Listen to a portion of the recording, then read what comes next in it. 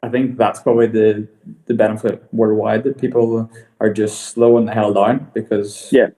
people are just in a rush to the grave in a way. You know, it sounds pretty bad to say that, but I mean, sometimes you just have to stop and enjoy life. And I've had a few tough seasons, so you always just keep pushing yourself further and never stop. And even at the start of this year, I was pretty anxious, having moved home from Monaco to Portugal and then starting with this new project, and pre-season testing wasn't going the best. So well, you just get so anxious. And then those first couple of weeks of this lockdown, my anxiety levels just plummeted, and it just was like a reset. So I think that's probably the biggest benefit to come out of this. And hopefully when I get back, I'll really appreciate riding my race bike again. This is on-nomi, a great new idea out of Japan. Online drinks with your friends when you can't be with them in person. Cheers.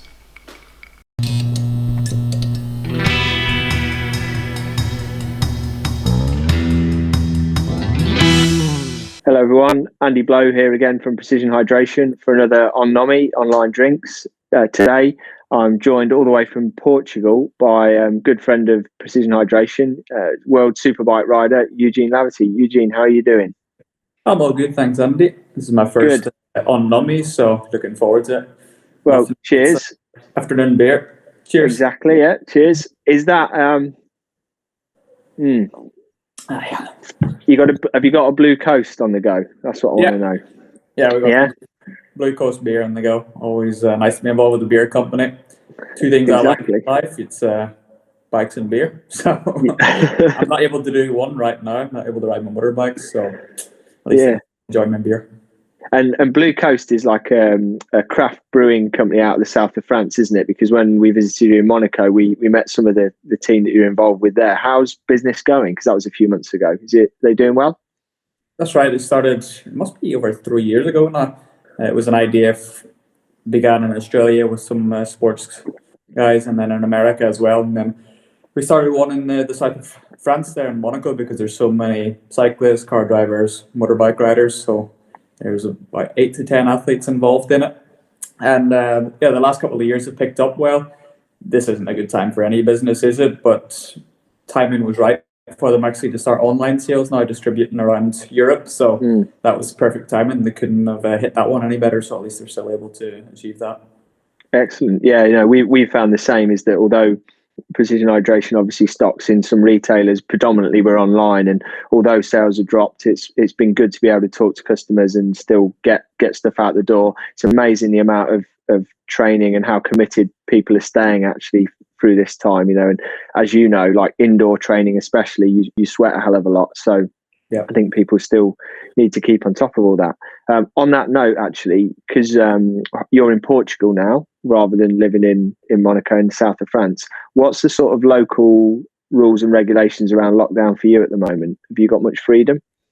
Well, whenever we come back from Australia in mid-March, things were still pretty under control here, but I just opted to start training indoors because at first I just kind of ignored what every country's government was saying. Because I thought that doesn't make much sense. This is a global pandemic. So we were always 2 weeks behind what the reality was in your country. So I just got the turbo trainer out and started training indoors. But it never actually hit here. I was waiting, like I said, for those 2 weeks to catch up. And on the Algarve, we never really got hit badly. So they'd close things pretty early here. Whenever there was thousands of cases up in the north of Portugal, Porto, Lisbon. I think there's like 25,000 cases up there. In the whole of like the Algarve, south of Portugal, there's only 350 cases, something like that. Wow. So they really did the right thing early, closed things up before they had to. I think that's what's helped. So bit by bit, I decided to start training outdoors again.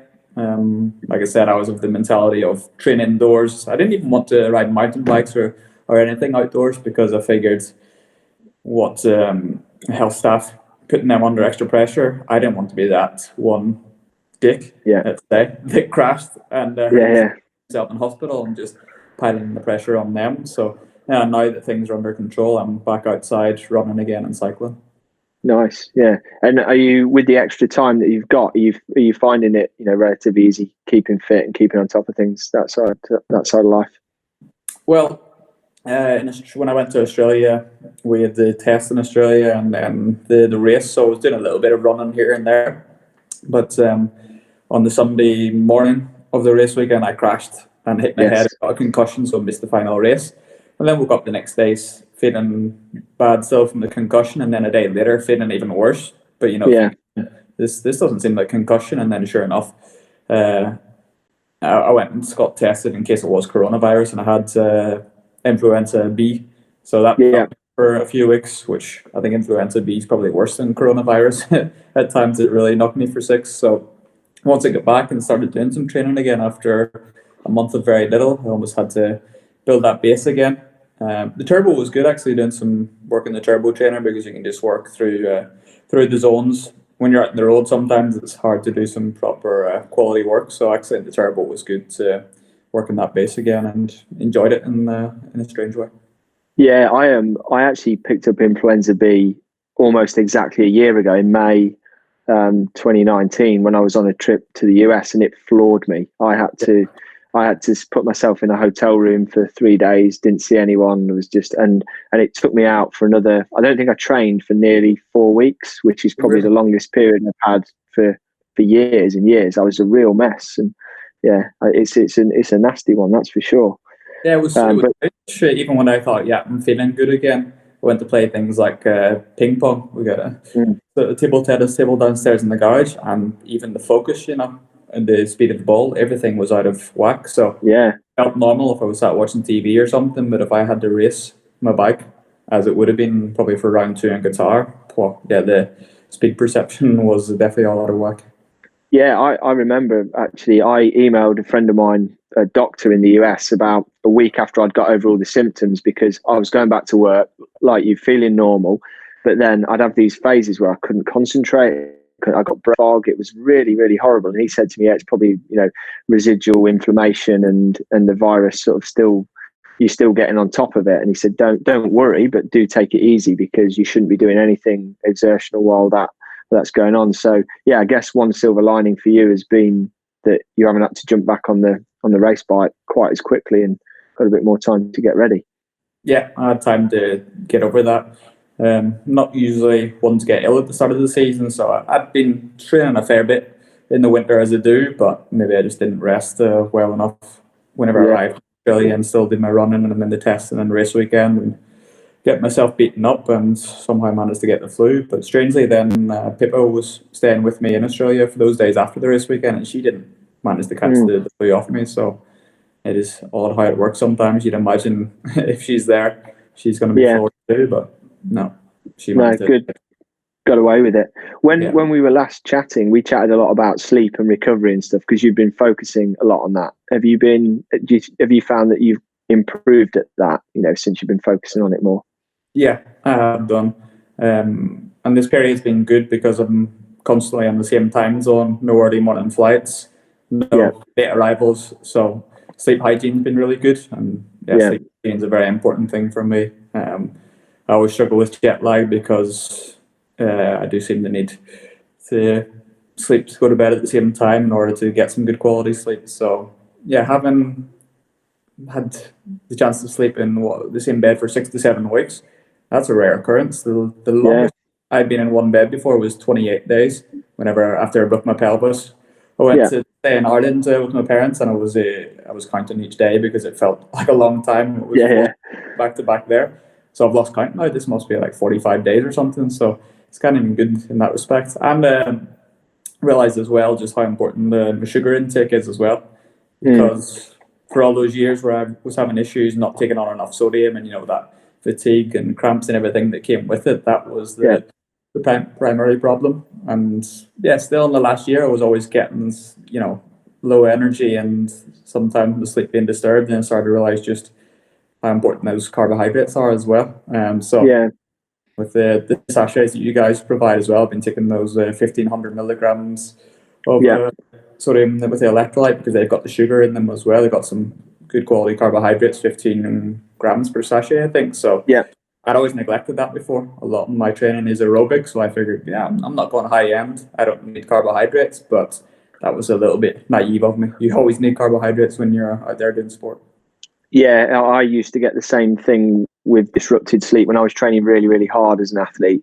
If I'd underfueled, I would often find myself having to get up I'd go to sleep easy enough, but then I'd be getting up at 11, 12 o'clock at night and having to eat a bowl of cereal or something. And that would then, I could then get back to sleep. But I think it's to do with the hormone releases in the brain and that sort of thing. I remember from the Why We Sleep book. But yeah, just, it's amazing how you continue to learn all these things about your body as you going through the process over the years of training and seeing how it works. With all this, with all the rest of this, time you've got on your hands at the moment. I know you've been moving into a new house and all that sort of stuff, but I think I saw on Instagram that you've been using the time to learn a new language. Is that right? Have you been getting to grips with Portuguese? That's right. I'd already started learning Portuguese here in January whenever I moved. Been doing a few months of it, but then whenever things got underway, I'd miss a few days lessons because there was more important things to worry about, like riding a motorbike fast around in circles. So yeah, I haven't had many distractions now lately, so I've been able to dedicate a lot of time to learning Portuguese. It's been good because with me speaking Italian already, that's helped. The structure is very similar with it being a Latin-based language, so that's helped speed up the learning a little bit. And I've also picked up the guitar too, started learning the guitar. Oh, cool. So I'm still pretty rubbish, but it takes me time to understand these things. I think I overanalyze too much. So I even had a mirror in front of me to try and understand where to move my fingers and the frets and all the rest. And then it dawned on me once, probably better just looking at a spot in the wall. So, you can just let your instincts take over. And sometimes that's the best thing, just repetition. And then it happened whenever I was concentrating on, which finger, index finger, ring finger, middle finger. It's all slow motion. So I enjoy it. It's something I wish I'd done more of when I was a kid. Music, music and language is great for the brain, and it's two things that, you're not forced to do when you're a kid. And I think, definitely. Yeah. I would, if I was to do it all over again, those are two things that I would put alongside the motorbikes. What are you aiming to learn on the guitar? What's your sort of favourite tunes or whatever that you'd like to be able to play? Nothing in particular. I think it's a hard one to say, isn't it? I think everyone likes the intro of Sweet Child of Mine, things like that. That something that you can hear is just acoustic with no words, and everybody's going to recognize it right away. That would be pretty nice. But I'm left-handed and decided to use a left-handed guitar, which I'm not sure if it's a good idea or not. When I play golf badly, but I play with right-handed clubs. Yeah. And with a guitar, for some reason, when I picked a guitar up, it just didn't feel natural right-handed, so I went for a left-handed guitar. So maybe that's a good excuse. Whenever somebody hands me a guitar one day, I'm like, play this riff. I've got the perfect excuse because I can't. It's most likely going to be a right-handed guitar, so I'm not going to be able to. So maybe that's a calculated decision. Yeah. We've interestingly, one of the things, my little boy's 6, and in this bit of downtime, he's expressed loads of interest in learning to ride a skateboard, and so we got him a skateboard, and he's been out there playing. But I ride a skateboard or a surfboard goofy-footed, with your right foot at the front, which is a little bit more unusual. But my brother does it the same, and actually, I'm not a talented skateboarder or surfer, but my brother is, so he's been teaching or trying to sort of video teach my son a few things. But interestingly, he's copied us with that stance, but we're not sure yet whether that's his natural stance, because other things he'll do the other way around.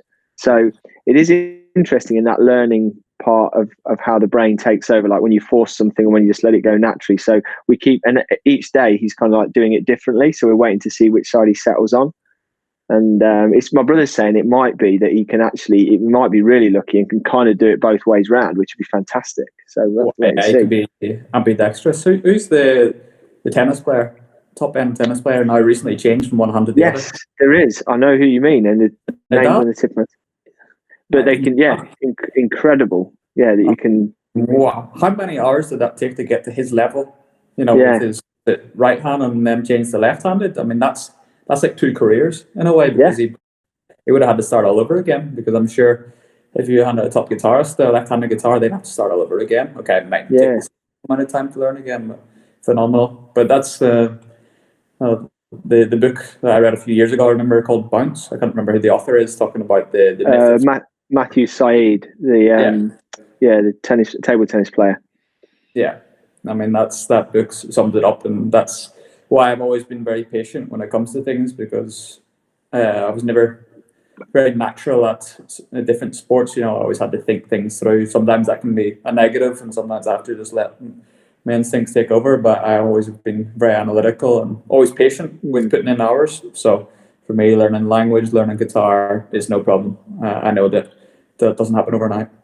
So let me ask you this then about because you recently changed teams, so you're riding with the BMW Motorrad factory team this year, means getting on a completely different bike from what you were previously on. How difficult are those transitions to make when you've spent a year or two or more like bedding in a particular bike and you have to switch to a new bike, even albeit in the same category or same class? Yeah, it was a pretty tough change this time, because I went from riding a V4 engine configuration. Yeah. I've been on that since 2015. Yeah, so 5 years.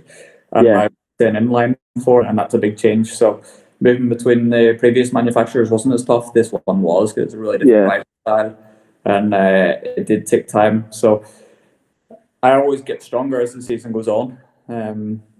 So even on my championship challenge in years, where I finished twice runner-up in World Supersport and then runner-up in World Superbike Championship, I went and won the final races of the season, because I'm always getting better. So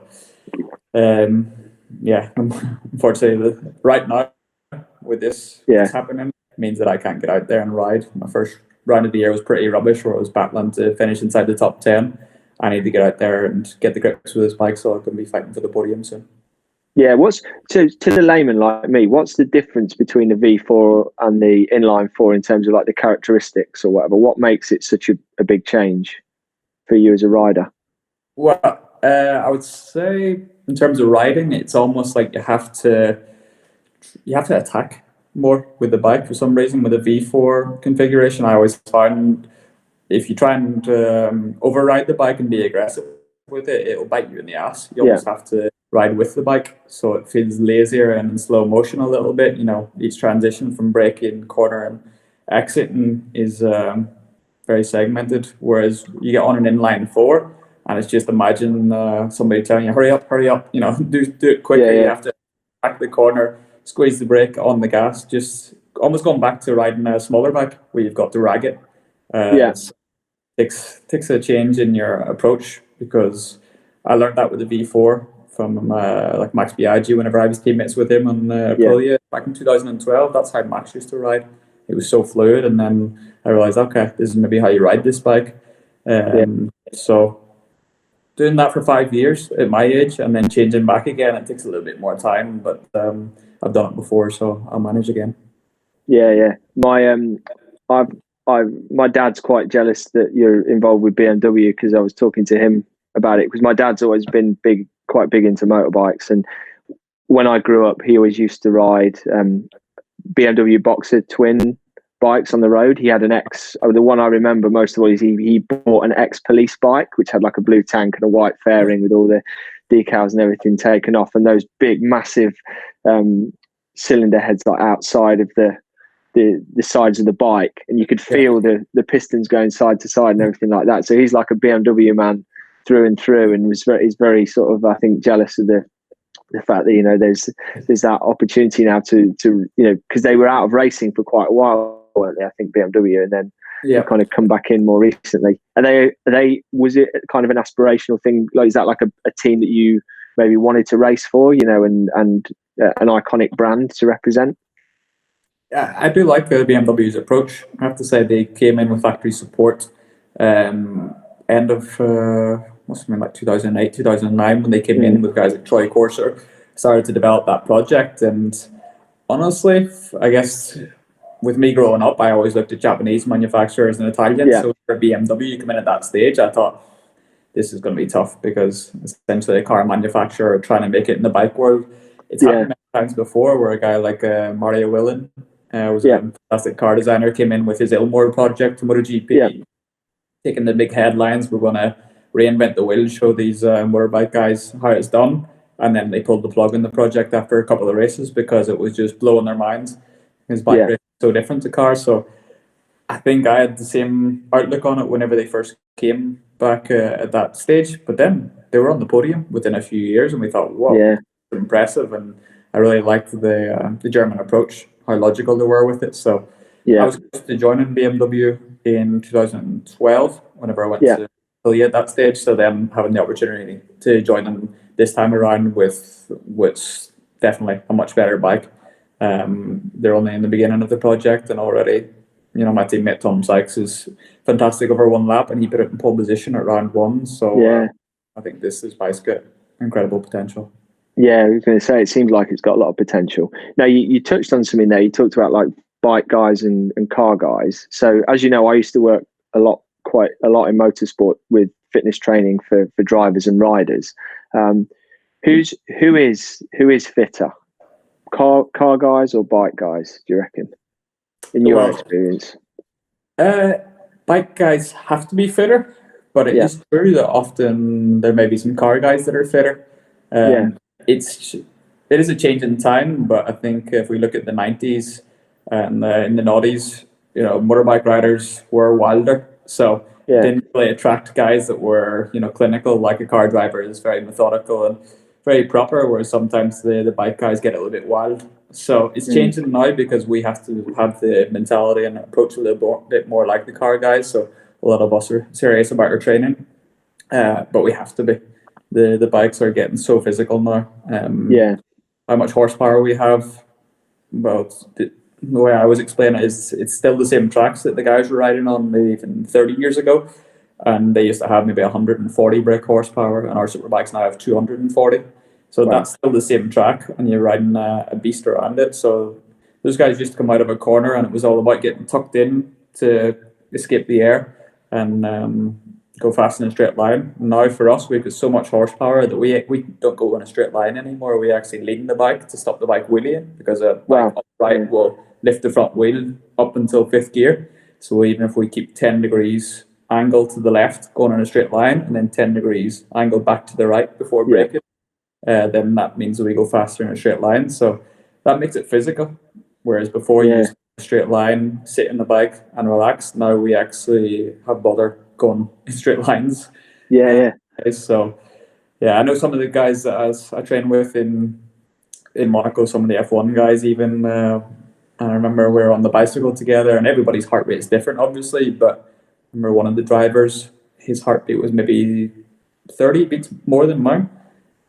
And he was explaining to me that whenever he was driving in the Formula One car, that his heart rate would be 120 beats per minute. I was thinking, wow, if I'm on a motorbike, you know, I'm going to be 160, 170. So out there, they have the back of the seat to rest against, and we don't have that luxury.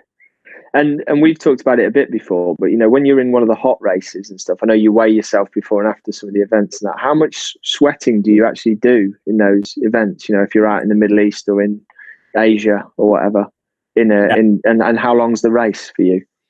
Yeah, the sweating is an incredible level, especially Thailand. That was the toughest round. So we could have a little pouch in the back of our leathers of 5. I could almost squeeze like 600 milliliters of fluid in there. I don't know the exact number that I sweat, to be honest, because I drink so much when I'm on the grid for those 15 minutes before the race. And then in the Parc Fermé or podium, I drink so many liters of fluid. So it's hard to say. But the race is 35 to 40 minutes. And I'd say in Thailand, you're losing a good 3 kilos. It's incredible. It's hefty. Very, very, very tough. In regards to, you know, obviously the season's parked at the moment. They're talking about opening it up in July or whatever, but I don't know how firm that is or not yet. I know they're talking about it for F1 as well, but this is probably one of the big speculation points. Is obviously it's going to lead to a more compressed season with more races, short space of time, and that kind of thing. Are you doing anything differently with your training, or are you thinking about it differently in order how you're going to prepare for that? Because it's already, I would imagine the season is already quite physically and mentally tough. But then when you squeeze it all into a shorter space of time with all that travel and all those events, what's your thoughts about that at the moment and how you're going to get yourself ready? I haven't thought about changing my training regime for that specifically. I think just keeping motivated to be training week on week is the key at the moment, because we never had this, you know, being in one place training this intense now. So I'd say I'm enjoying my strength training more than I have done in a good 7-8 years. It's not something I've ever enjoyed, so I've been working on that again to, on my core stability and even my pulls and pushes, because that's something is fundamental. Like I said, with this BMW now, it's pretty physical. You've got to really grab it by the scruff of the neck. The V4s that I was riding in recent years, you had to almost ride with the bike. So I think if I can be stronger now, this is a good opportunity to really get stronger and build my power again, so that I have the chance to do that.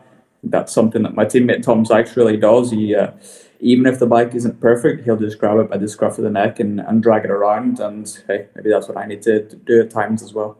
Yeah, and you're obviously in touch with your team and your teammate. Are you keeping in touch with any of the guys on the grid and sort of seeing what they're up to? Is there anyone who's doing, are there any, you may not want to name names and stuff, but are there people that are more focused than others? Or are there people that are partying a bit more than others if they're if they're away from the track? Well, I know if I was Alex Lowe's, the championship leader, I'd just be partying. Yeah. He's the 2020 champion-elect at this stage. Yeah. Now, everybody that I'm friends with have a similar mentality to me. Chaz Davies is probably my closest friend in the grid. Yeah. I feel for those guys because in Andorra and back in Monaco, where I was living before, there's a serious lockdown now, so all those guys are in Swift. I'm back out on the bike now on the road, so I'm pretty fortunate in that respect. We've got our WhatsApp groups. Even my wife Pippa and I have a WhatsApp group with Chaz Davies and his wife Hattie. So this week actually we adopted a little dog called Bruce. So mostly we've been sending pictures of our dogs back and forward, like loving parents that we are. Yeah, excellent.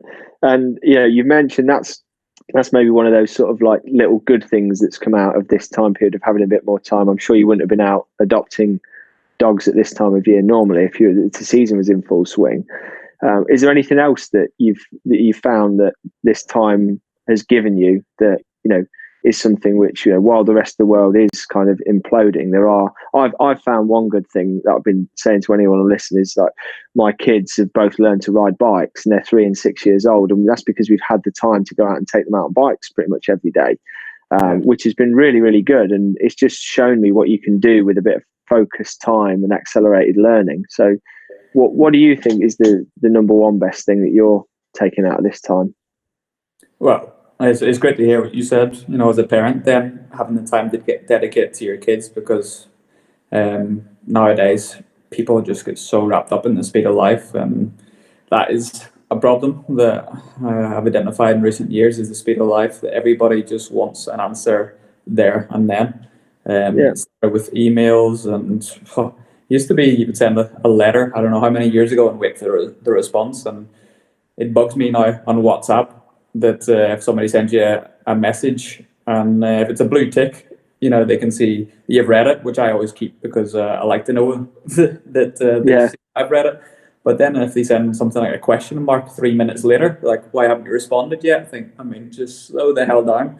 So I think that's probably the benefit worldwide, that people are just slowing the hell down, because people are just in a rush to the grave in a way. It sounds pretty bad to say that, but sometimes you just have to stop and enjoy life. And I've had a few tough seasons, so you always just keep pushing yourself further and never stop. And even at the start of this year, I was pretty anxious, having moved home from Monaco to Portugal and then starting with this new project, and pre-season testing wasn't going the best, so you just get so anxious. And then those first couple of weeks of this lockdown, my anxiety levels just plummeted, and it was like a reset. So I think that's probably the biggest benefit to come out of this, and hopefully when I get back I'll really appreciate riding my race bike again.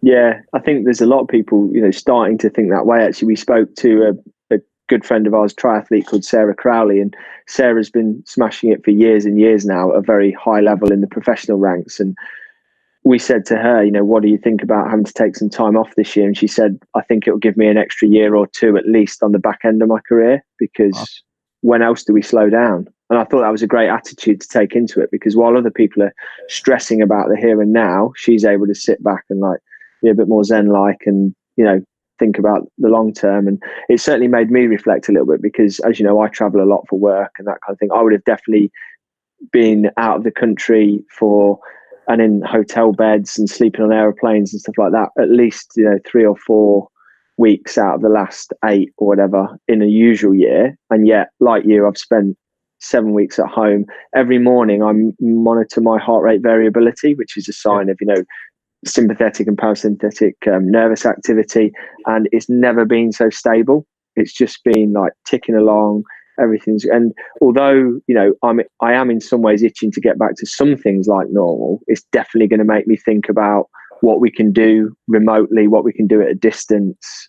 Do we need to always be hammering from here to there? And I think if nothing else good comes out of it, that's going to be a real benefit. Yeah, I read the feature that you sent out. I think it was by email, the Precision Hydration newsletter, where you said about the number of flights you were doing in America. You'd always have chosen red eyes during the night. Yeah.